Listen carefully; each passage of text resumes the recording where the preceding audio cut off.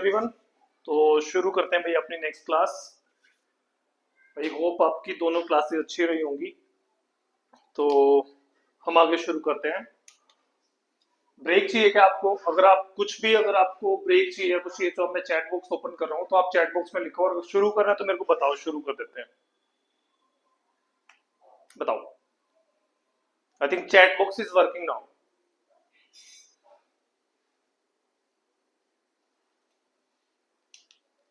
Aparna, Rishika, start करते हैं sir. Okay, let's start.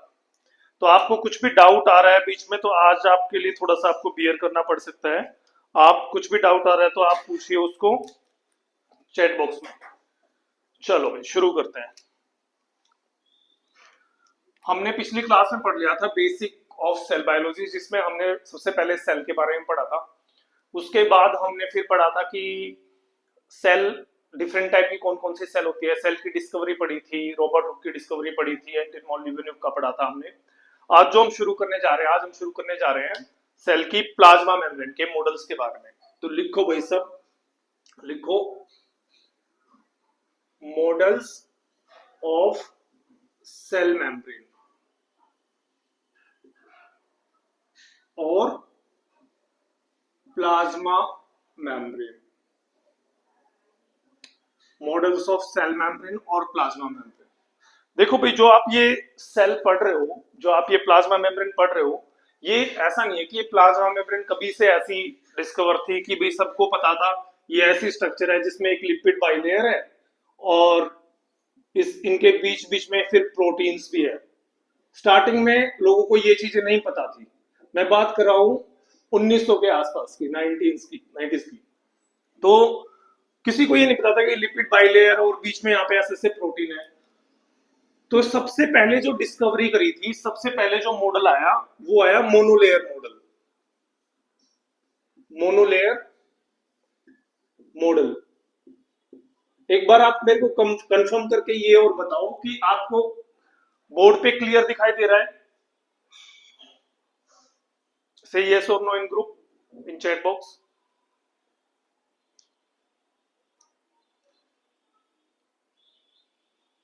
Okay great. So सबसे पहले जो मॉडल आया वो था मोनोलेयर मॉडल। मोनोलेयर मॉडल ने क्या बोला, ये दिया था भाई ओवर्टन ने।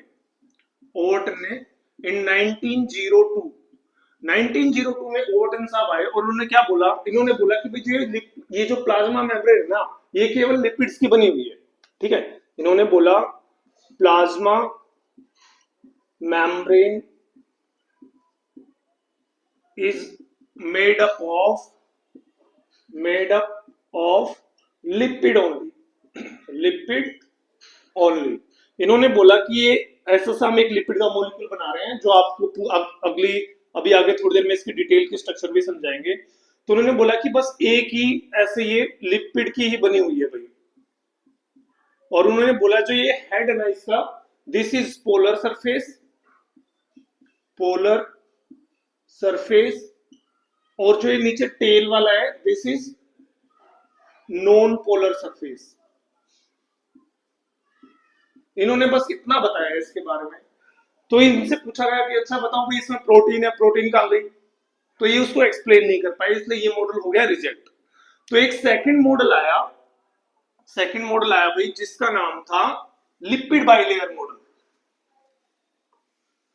Lipid bilayer model.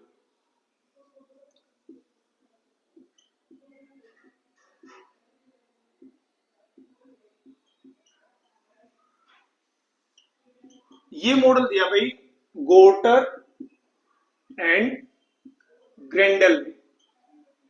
इन्होंने क्या बताया, गोर्टर एंड ग्रेंडल ने, इन्होंने ये बताया कि भाई जो प्लाज्मा मेम्ब्रेन है वो मोनोलेयर की नहीं बनी है, प्लाज्मा मेम्ब्रेन बाइलेयर बनी हुई है।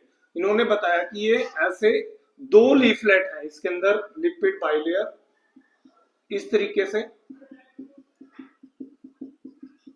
और साथ में इन्होंने ये भी बताया कि जो ये ऊपर वाला सरफेस है, जो हेड वाला है, this is hydrophilic part, hydrophilic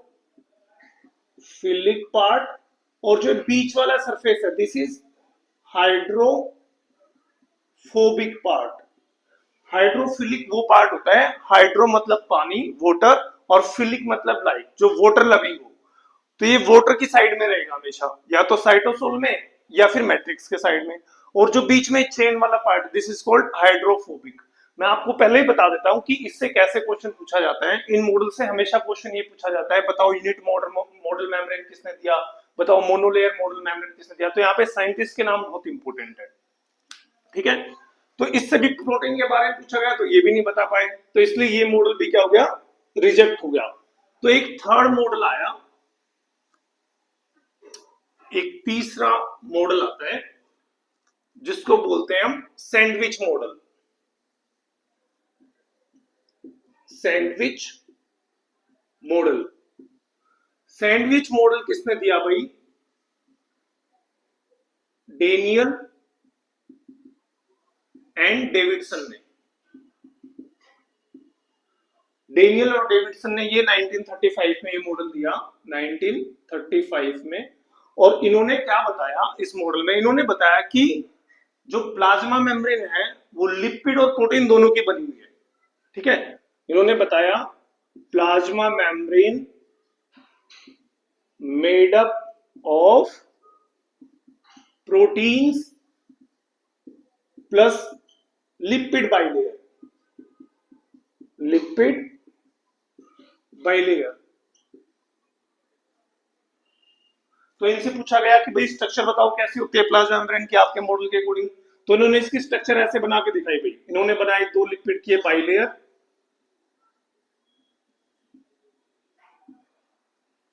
इस तरीके से।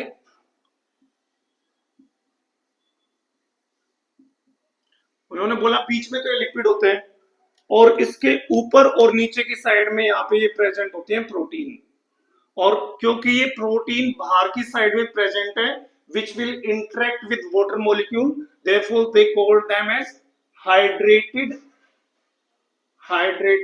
proteins। तो ये भी हाइड्रेटेड प्रोटीन्स, ये भी हाइड्रेटेड प्रोटीन्स। और इन्होंने बीच में बोला कि जो ये बीच वाला पार्ट है, ये वाला पार्ट है, दिस इज हाइड्रो, ये बताते हैं पहले, जो बीच वाला पार्ट है दिस इज लिपिड बाइलेयर। अगर मेरी स्पीड ज्यादा हो रही है तो प्लीज चैट बॉक्स में मेंशन कर देना अगर मैं बहुत स्पीड से पढ़ाऊं, ठीक है। तो उन्होंने बताया कि जो ये वाला पार्ट है हाइड्रेटेड प्रोटीन प्लस हेड वाला जो पार्ट है, this part is hydrophilic, hydrophilic. तो इसमें इन्होंने क्या क्या चीजें इंक्लूड कर ली भाई, इन्होंने एक तो इसमें ये प्रोटीन्स इंक्लूड करी, और दूसरा इन्होंने इसमें क्या करा, head of lipid molecule, lipid molecule. और इन्होंने बताया कि जो ये सेंटर वाला पार्ट है this is hydrophobic in nature. Hydrophilic मतलब जो वाटर लविंग है, हाइड्रोफोबिक मतलब जो वाटर लविंग नहीं है, ठीक है। तो इन्होंने ये मॉडल बताया। तो इनसे पूछा गया फिर कुछ दिनों बाद जब इन नई डिस्कवरी हुई कि भाई लोग ये बोल रहे हैं कि भाई प्रोटीन तो यहाँ बीच में भी होती है, वो कहाँ है, तो ये नहीं बता पाए। तो ये मॉडल भी हो गया रिजेक्ट। अच्छा, इस मॉडल को सैंडविच मॉडल क्यों बोलते हैं, क्योंकि देखो ऐसा नहीं लग रहा कि ये ऊपर नीचे ब्रेड है और फिर बीच में ये लिपिड वाले आलू भर रखे हैं। तो इसको बोलते हैं इसलिए sandwich model, because it is looking like sandwich. But जो इंडियन साइंटिस्ट इसको बोलते हैं ये आलू पराठा मॉडल, आलू पराठा मॉडल। तो आलू पराठा जैसा दिख रहा है ना, ऊपर नीचे आटा है, बीच में मम्मी ने आलू भर के ये पराठा बना रखा है। तो इंडियन साइंटिस्ट इसको बोलते हैं आलू पराठा मॉडल। बताओ भाई, पहले यहां तक बताओ, कोई डाउट आ रहा है किसी को? Everybody please respond. Shashikant, Johnny, Nisha, Rishika, Kusha, Aparna, respond करो भाई एक बार, फिर आगे बढ़ते हैं। चलो, वेरी गुड वेरी गुड। तो ये मॉडल से पूछा गया इनसे भी, डेनियल और डेविडसन भाई साहब से, कि भाई साहब बताओ वो जो लोग बात कर रहे हैं जो ये बीच में प्रोटीन प्रेजेंट रहती है ट्रांसमेम्ब्रेन, वो क्या है। तो ये मॉडल भी इन्होंने ये नहीं बता पाए, तो ये मॉडल भी कर दिया रिजेक्ट। फिर एक थर्ड मॉडल आता है, एक फोर्थ मॉडल आता है फिर इसके बाद, जिसको बोलते हैं यूनिट मेम्ब्रेन मॉडल। तो चलो लिखो नेक्स्ट, फोर्थ लिखो भाई, unit membrane model. Unit membrane model, ये मॉडल आया था 1959 में। इस मॉडल से पहले क्या हुआ था, इस मॉडल से पहले इलेक्ट्रॉन माइक्रोस्कोपी की डिस्कवरी हो चुकी थी। इलेक्ट्रॉन माइक्रोस्कोपी, और इन्होंने जो इलेक्ट्रॉन माइक्रोस्कोपी की डिस्कवरी थी हुई थी भाई 1935 में। 1935 में जब इलेक्ट्रॉन माइक्रोस्कोप आ गया तो इन्होंने क्या करा भाई, ये जो इन्होंने यूनिट माइक्रोन मॉडल दिया था, यूनिट मेम्ब्रेन मॉडल, ये दिया था डेविड रॉबर्टसन ने। डेविड रॉबर्टसन, तो डेविड रॉबर्टसन साहब ने क्या करा, इन्होंने एक सेल ली, उस सेल को अब एक स्लाइड के ऊपर लगाया और इसको भेज दिया इलेक्ट्रॉन माइक्रोस्कोपी के लिए। तो जब इलेक्ट्रॉन माइक्रोस्कोपी की जब वो स्ट्रक्चर आई सेल की, तो इनको कैसा दिखाई दिया, इनको कुछ ऐसा सा दिखाई दिया भाई, सेल मेम्ब्रेन की दोस्त ये स्ट्रक्चर ऐसे उन्होंने देखा। ये नीचे तो ये सेल वाला पार्ट है, साइटोसोल वाला, और ऊपर ये इन्होंने ऐसे दो लाइन सी दिखाई दी, डार्क लाइन सी, ऐसे इस तरीके से दो लाइन दिखाई दी। तो इन्होंने क्या बोला कि भाई जो ये सेल की जो स्ट्रक्चर है, दिस इज ट्राइलेमुलर स्ट्रक्चर।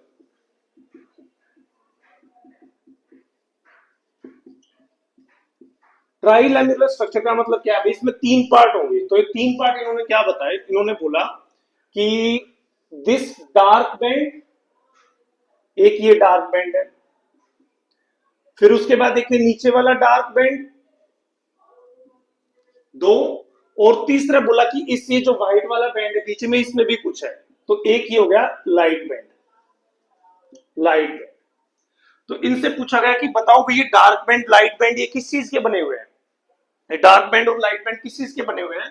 तो इन्होंने बताया जो ये डार्क बैंड है, they are made up of proteins. Proteins, और जो ये लाइट बैंड है, they are made up of lipids. और लिपिड की भी बाइलेयर इन्होंने बोला, लिपिड की बाइलेयर। तो इनकी जो ट्राइलेमुलर स्ट्रक्चर थी ये, it was based on electron microscopy data, based on electron microscopy data, इससे इन्होंने बताया। तो क्या इन्होंने भी सही बताया? नहीं, ये भी सही नहीं बता पाए, क्योंकि इन्होंने भी ट्रांसमेम्ब्रेन प्रोटीन के बारे में कोई बात नहीं करी यहाँ पे। तो इसलिए ये मॉडल भी आगे जाके रिजेक्ट हो गया। और finally in 1975 a final model came which is called fluid mosaic model. Fluid mosaic model, fluid mosaic model।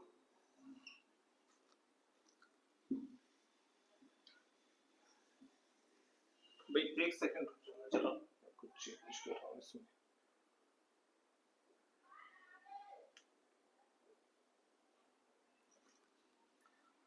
हाँ चलो भाई, तो एक और मॉडल आया इन 1972 में, जिसको बोलते हैं fluid mosaic model, and it was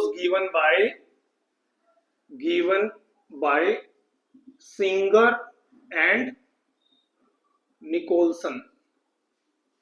singer and Nicolson ने ये दिया था। इन्होंने क्या करा भाई, इन्होंने अगेन, क्योंकि इलेक्ट्रॉन माइक्रोस्कोपी तो आई गई थी 1935 में, इन्होंने क्या करा, इन्होंने एक सेल ली और उसको स्टेन करा ओस्मियम टेट्राऑक्साइड से। ओस्मियम टेट्राऑक्साइड से। ओस्मियम टेट्राऑक्साइड एक डाई है which binds to head of lipids, जो लिपिड के हेड से बाइंड हो जाती है। और इन्होंने ये ओस्मियम टेट्राऑक्साइड से इसको स्टेन करा और माइक्रोस्कोपी में इसकी स्ट्रक्चर देखी। तो इन्होंने देखा कि जो यूनिट मेम्ब्रेन मॉडल में डार्क बैंड था, वहां पे भी ये स्टेन दिखाई दिया, तो इसका मतलब क्या हुआ, इसका मतलब उसके अंदर भी वहां पे लिपिड प्रेजेंट है, डार्क बैंड के अंदर भी। तो इन्होंने जो स्ट्रक्चर बताई, इन्होंने क्या स्ट्रक्चर बताई, इन्होंने बताया कि plasma membrane is made up of, plasma membrane is made up of proteins, proteins and lipid bilayer, lipid bilayer. ये तो बता दिया भाई, ये तो पहले वालों ने भी बताया था, प्रोटीन लिपिड बाइलेयर। इन्होंने बताया कि प्रोटीन्स भी दो तरह की प्रोटीन्स होती हैं भाई, इसमें सेल के अंदर दो दो तरह की, सेल मेम्ब्रेन के अंदर दो तरह की प्रोटीन होती है। या तो वो प्रोटीन होंगी पेरिफेरल, पेरिफेरल प्रोटीन, और या फिर वो प्रोटीन होंगी trans membrane protein, trans membrane protein. अभी एक स्ट्रक्चर बना के इसको अच्छे से समझेंगे। दूसरा उन्होंने बताया कि जो लिपिड है it is present in the bilayer form. तो इन्होंने कैसी स्ट्रक्चर बना के दिखाई भाई, इन्होंने दिखाई ऐसी, मैं एक बड़ा सा डायग्राम बना रहा हूं भाई प्लाज्मा मेम्ब्रेन का। आप लोग भी ये साथ साथ चीजें बनाते जाओ। तो इन्होंने बोला कि ये तो भाई लिपिड बाइलेयर होगी ऐसी,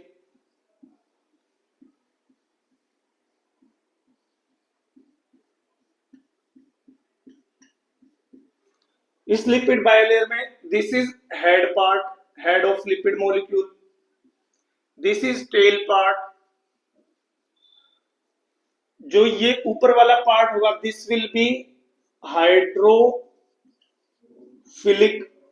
आप इस चीज में कंफ्यूज मत हो ना, हाइड्रोफिलिक वो होगा जो पानी की साइड में रहेगा। क्योंकि देखो भाई मान लिया ये एक सेल है, तो ऊपर की साइड में क्या होगा हमारा एक्स्ट्रा सेलुलर मैट्रिक्स, और नीचे की साइड में यहाँ पे होगा साइटोसोल, दोनों में पानी है, तो पानी की साइड में हाइड्रोफिलिक, और जो सेंटर में रहेगा वो रहेगा भाई हाइड्रोफोबिक। फिर इन्होंने साथ साथ बताया इसके कि प्रोटीन्स कहां प्रेजेंट होंगी, या तो वो पेरिफेर पे प्रेजेंट होंगी ऐसे,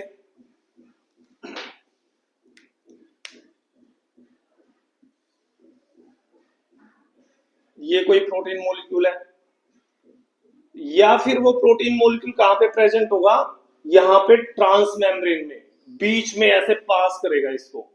तो दीज आर पेरिफेरल प्रोटीन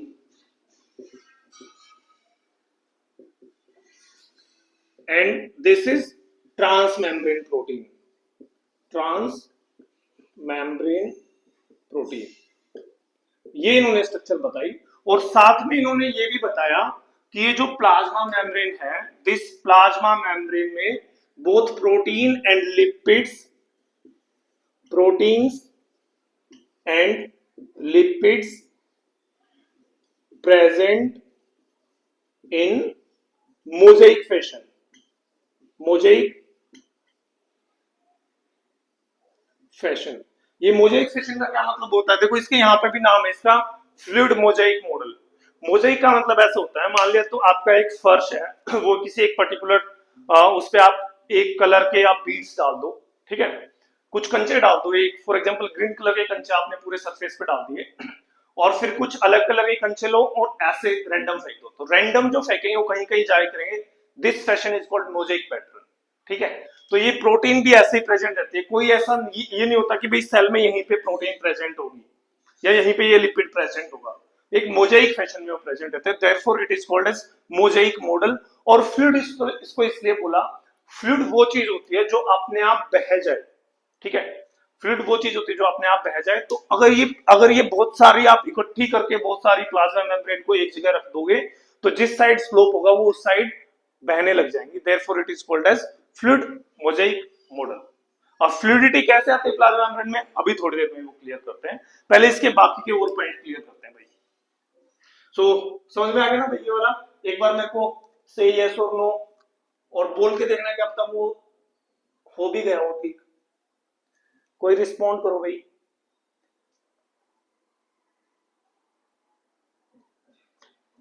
बच्चे हैं भी ना, कृषा हाँ है, क्लियर, कोई आवाज बोल के देखना भाई एक बार।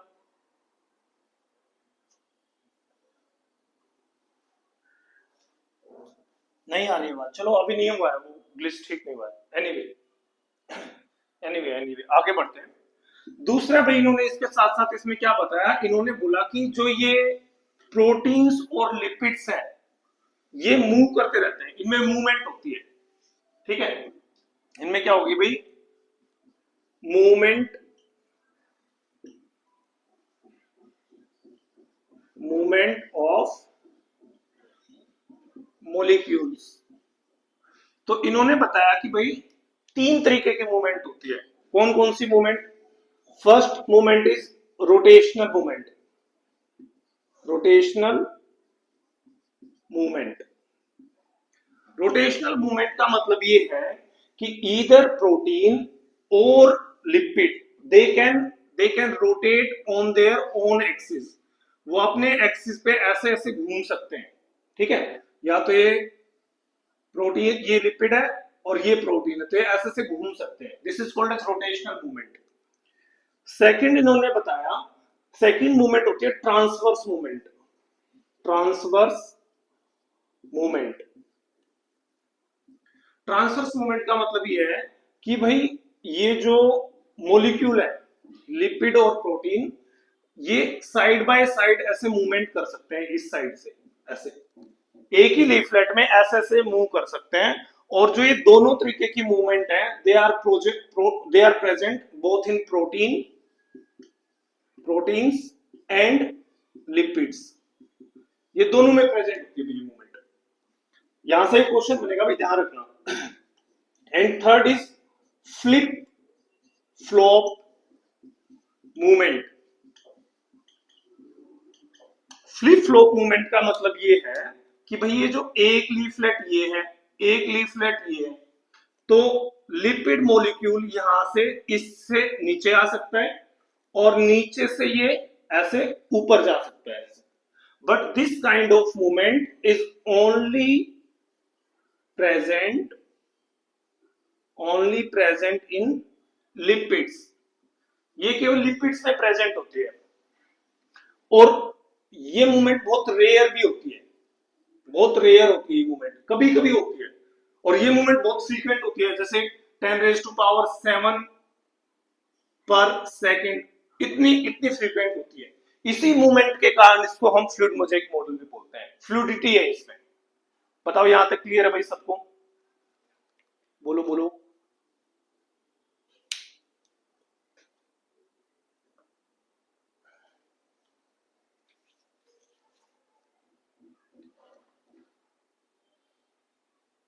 रिस्पॉन्ड।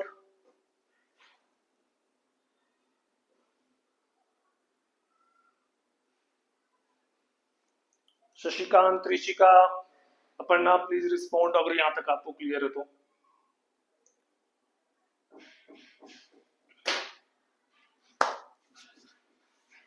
सर फ्लिप फ्लॉप एक बार दोबारा रिपीट कर दें। हाँ हाँ ऋषिका, फ्लिप फ्लॉप का मूवमेंट है, देखो दो लीफलेट है ऐसे, ठीक है। एक लीफलेट ये है और एक लीफलेट ये है, और for example these are lipid molecule, ठीक है। अब लिपिड मॉलिक्यूल हमेशा ऊपर वाले दो मूवमेंट के अकॉर्डिंग, रोटेशनल मूवमेंट के अकॉर्डिंग, या तो वो ऐसे ऐसे घूम सकता है गोल गोल, this is called rotational movement, या फिर वो ऐसे घूम सकता है ऊपर वाले ही लीफलेट में, इधर इधर इधर इधर ऐसे, this is called transverse movement, transfer side में। और फ्लिप फ्लॉप का मूवमेंट का मतलब है कि भाई जो ये एक लीफलेट में है, ये यहां से ऐसे नीचे भी आ सकता है, नीचे वाले लीफलेट में, या फिर नीचे से ऊपर भी जा सकते हैं। But this kind of movement is only restricted to lipids, और इनके लिए एक स्पेशल टाइप का पंप होता है जिससे जिससे ये नीचे से ऊपर वाले लीफलेट में भेजे जाते हैं। अदरवाइज कभी भी ये ऐसे मूवमेंट नहीं करते। So this kind of movement is rare movement. अब बताओ।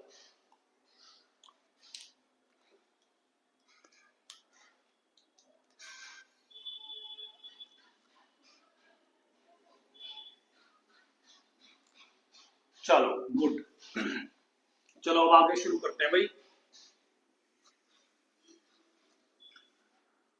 ओके, अब आते हैं भाई हम स्ट्रक्चर ऑफ प्लाज्मा मेम्ब्रेन पे। स्ट्रक्चर ऑफ प्लाज्मा मेम्ब्रेन पे। तो स्ट्रक्चर ऑफ प्लाज्मा मेम्ब्रेन की अगर हम बात करें, तो हम पढ़ते आ रहे हैं भाई कभी से, ये बहुत बेसिक पार्ट है। And you all know that plasma membrane में तीन चीजें होती हैं। एक होता है लिपिड्स, दूसरा होगा प्रोटीन्स, और तीसरा होगा कार्बोहाइड्रेट। इनमें से लिपिड और प्रोटीन मैक्सिमम अमाउंट में होते हैं, अराउंड 50% होते हैं, अराउंड 50%। ये भी अराउंड 50%। 50% का मतलब ये नहीं है कि अराउंड 50% का कि एग्जैक्ट 50% होता है। जैसे किसी सेल में हो जाएंगे ये, जैसे लिपिड्स जो होते हैं वो हिपेटोसाइट्स में बहुत ज्यादा मिलते हैं, 56% मिलते हैं। प्रोटीन्स होंगी वो कम होंगी वहां पे। और जो कार्बोहाइड्रेट होते हैं वो 5 to 10% रहते हैं। और ये कार्बोहाइड्रेट भी ये अकेले नहीं रहते कि अकेले केवल कार्बोहाइड्रेट प्रेजेंट है। Either they are associated with lipids, either they are associated with lipids or they are associated with proteins। तो जब वे कार्बोहाइड्रेट और लिपिड के साथ ये बाइंड होता है तो ये बनाएगा ग्लाइकोलिपिड्स। क्या बनाएगा? ग्लाइकोलिपिड्स। और जब ये प्रोटीन के साथ कंबाइन होगा तो ये बनाएगा ग्लाइकोप्रोटीन। ग्लाइकोप्रोटीन। तो कार्बोहाइड्रेट अकेला नहीं होगा, और लिपिड्स के साथ होगा तो बनाएगा ग्लाइकोलिपिड, और प्रोटीन के साथ आएगा तो क्या बनाएगा? ग्लाइकोप्रोटीन। तो अब चलो इनको शुरू करते हैं। हम आज जो शुरू करने जा रहे हैं वो अभी शुरू कर रहे हैं मेन हमारा टॉपिक, जिससे हमेशा क्वेश्चन पूछा जाता है, दैट इज लिपिड। ठीक है, तो प्लाज्मा मेम्ब्रेन के अंदर जो लिपिड्स होते हैं उनके बारे में बात करने जा रहे हैं भाई आज इस क्लास में। आज मैं कोशिश करता हूं कि लिपिड खत्म हो जाए, और नेक्स्ट क्लास में हम जो पढ़ेंगे वो प्रोटीन्स के बारे में पढ़ेंगे। ठीक है, तो मैं लिख रहा हूं भाई नई heading, this is lipids of plasma membrane. बीच बीच में मैं आप लोगों को बताता भी चलूंगा कि कहां कहां से एक्चुअल में क्वेश्चन पूछे जाते हैं, क्या क्या क्वेश्चन आए हुए हैं एग्जाम में। ठीक है, तो अगर प्लाज्मा मेम्ब्रेन में लिपिड्स की बात करें, अगर प्लाज्मा मेम्ब्रेन के लिपिड्स की बात करें तो इसमें तीन तरीके के लिपिड्स होते हैं भाई। तीन तरीके के लिपिड होते हैं। एक को बोलते हैं फॉस्फोलिपिड, फॉस्फोलिपिड्स। दूसरे को बोलते हैं ग्लाइकोलिपिड्स, ग्लाइकोलिपिड्स। भाई ग्लाइकोलिपिड है, ग्लाइको मतलब कार्बोहाइड्रेट, तो कार्बोहाइड्रेट प्लस लिपिड्स मिलकर क्या बनाएंगे? ग्लाइकोलिपिड्स। और तीसरे होते हैं स्टीरोल्स। तीसरे क्या होंगे भाई? स्टीरोल्स। तो चलो इनको एक एक करके समझते हैं अच्छे से। सबसे पहले हम शुरू करते हैं फॉस्फोलिपिड से।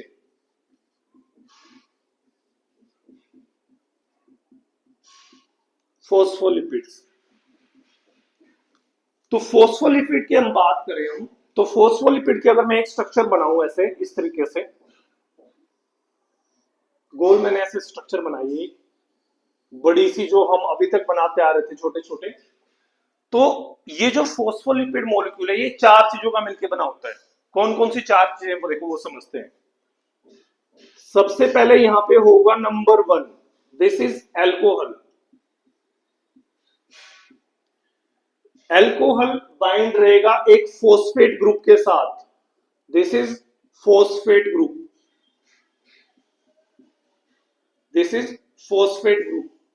ये फॉस्फेट ग्रुप यहां पे फिर नीचे बाइंड रहेगा एक दूसरे एल्कोहल के साथ, इसको मैं नंबर 3 दे देता हूं, this is alcohol, again an alcohol. ठीक है, और साथ में फिर यहां पे लगी रहेगी ये फैटी एसिड की chain, this is fourth part, this is fatty acid molecule, fatty acid molecule. और ये 2 नंबर में होते हैं। ये कितने नंबर में होते हैं? 2। अब इसमें भी अगर आप ध्यान से देखो तो जो सबसे पहले ऊपर एल्कोहल ग्रुप है, फिर उसके बाद फॉस्फेट ग्रुप है, फिर उसके बाद एल्कोहल ग्रुप है, और फिर फैटी एसिड ग्रुप है। अगर ये एल्कोहल की अगर हम बात करें तो हम इसको नाम दे देते हैं एल्कोहल नंबर 1, और इसको नाम दे देते हैं एल्कोहल नंबर 2। ठीक है, पहले हम सेकंड एल्कोहल की बात कर रहे हैं। तो अगर हम सेकंड अल्कोहल की यहाँ पे बात करें, अगर इस सेकंड अल्कोहल में यहाँ पे अगर ग्लिसरॉल प्रेजेंट है, अगर अगर ग्लिसरॉल प्रेजेंट है तो हम उसको बोलेंगे फोस्फोग्लिसराइड, फोस्फोग्लिसराइड।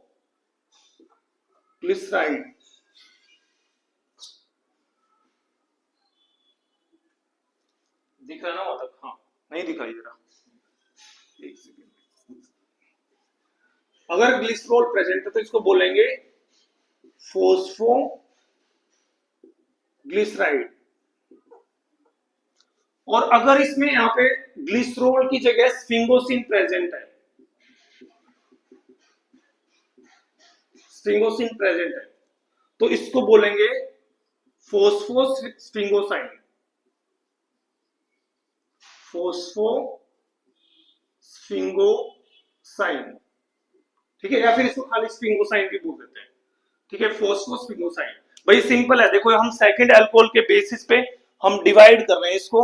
अगर ग्लिसरॉल प्रेजेंट है सेकंड अल्कोहल पे तो उसको बोलेंगे फोस्फोग्लिसराइड। अगर इस सेकंड अल्कोहल की जगह पे स्फिंगोसाइन प्रेजेंट है तो हम इसको बोलेंगे फोस्फोस्फिंगोसाइन। अब चलो आगे बढ़ते हैं। अब मैं इसको लेता हूं भाई, अल्कोहल नंबर 1 को लेता हूं, 1 नंबर ऑफ अल्कोहल। अगर इस अल्कोहल में अगर यहां पे इस फर्स्ट अल्कोहल की जगह सीरीन प्रेजेंट है तो इसको बोला जाएगा फोस्फो, और ग्लिसरॉल की बात करें हम, फोस्फो ग्लिसराइड सीरीन।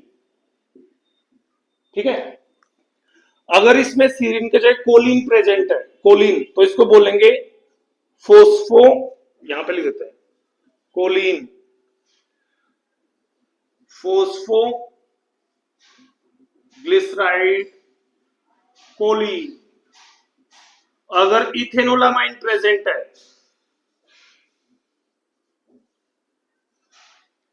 अभी बताता हूं उससे क्वेश्चन कैसे पूछते हैं। इथेनोलामाइन प्रेजेंट तो इसको बोलेंगे फोस्फो ग्लिसराइड इथेनोलामाइन, फोस्फोग्लिसराइड इथेनोलामाइन। अगर इसकी जगह इनोसिटोल प्रेजेंट है तो इसको बोलेंगे phospho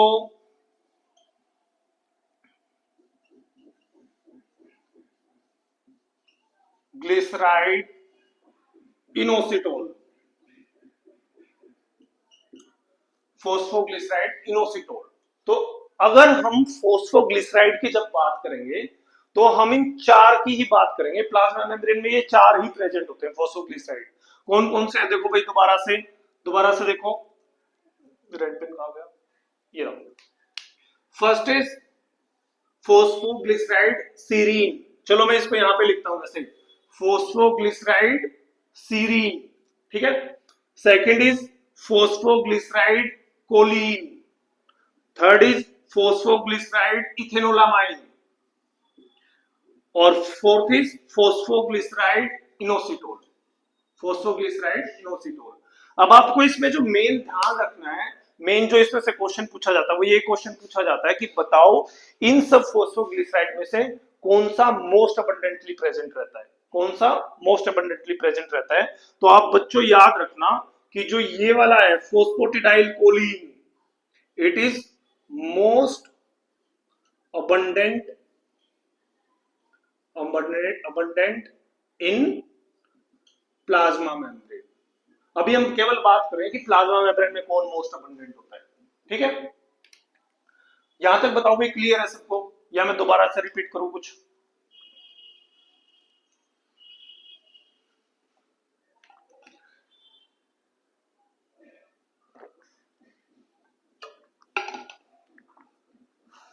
clear Shashikant? Okay, good good, very good. चलो अगर आपको इतना समझ में आ गया तो आगे का भी समझ में आ जाएगा आपको। अभी हम बात कर रहे थे सेकेंडरी अल्कोहल जिसमें ग्लिसरॉल था, फोस्फोग्लिसराइड था, और उसको चार पार्ट्स में डिवाइड कर दिया। अभी हम बात करें स्फिंगोसिन की। तो स्फिंगोसिन में जो फर्स्ट अल्कोहल होता है जो ये फर्स्ट एल्कोहल होगा स्फिंगोसाइड में या फोस्फोसिंगोसिन की बात करते हैं, फोस्फोस्फिंगोसाइड, ठीक है। इसकी बात करें अगर इसमें first alcohol is myelin then it is called as sphingomyelin,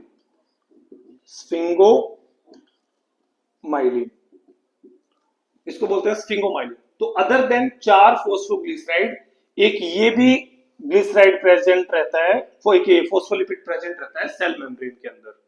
यहां से कैसे, तो टोटल मिला के भाई हमारे पास 5 हो गए हैं। ये स्फिंगोमाइलिन को भी हम यहां पे लिख देते हैं स्फिंगोमाइलिन, ठीक है।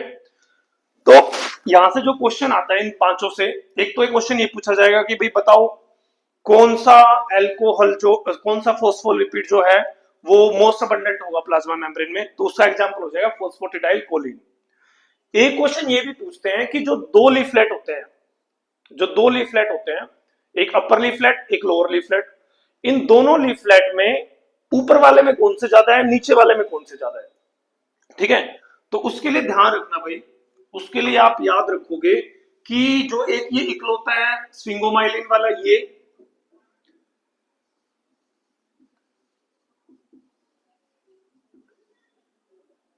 एक तो स्फिंगोमाइलिन और एक phosphatidyl choline which is most abundant, they are more in outer leaflet and inner leaflet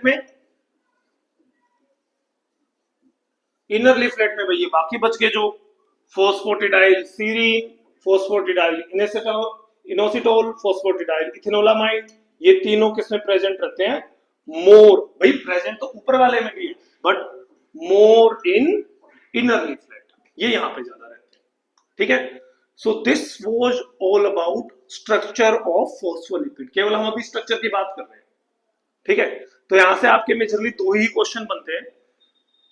ये क्वेश्चन बहुत बार पूछा गया है मोस्ट अबंडेंट का, और दूसरा क्वेश्चन ये कि आउटर लीफलेट में कौन से और इनर लीफलेट में कौन से।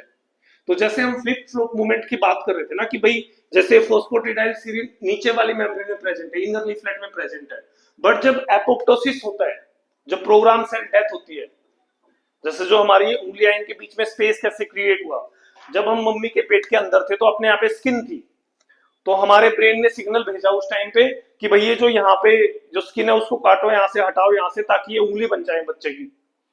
तो वहां से इंफॉर्मेशन आई और यहाँ की जो सेल थी बीच बीच की ऐसे, उसके अंदर एपोप्टोसिस शुरू हो गया, प्रोग्राम सेल डेथ हो गई, ठीक है। वो सेल अपने आप मरने लगी। तो सेल को कैसे पता चला कि भाई अब मारना है खुद को, तो ये जो फोस्फोलिपिड के मॉलिक्यूल है ये ऊपर नीचे हो जाते हैं। फोस्फोटिडाइल सीरीन इनर मेम्ब्रेन में जाता था, वो ऊपर वाली मेम्ब्रेन में चले जाएगा, तो उसको फिर सेल डिटेक्ट कर लेगी, अच्छा ये तो भाई एपोप्टोटिक सेल है, उनको भाई खा जाओ। समझ में आया? So this was all about phospholipid structure. अब चलते हैं important properties of this phospholipid molecule, जिनसे बहुत बार क्वेश्चन आया है। ये देखो भाई, शुरू करते हैं।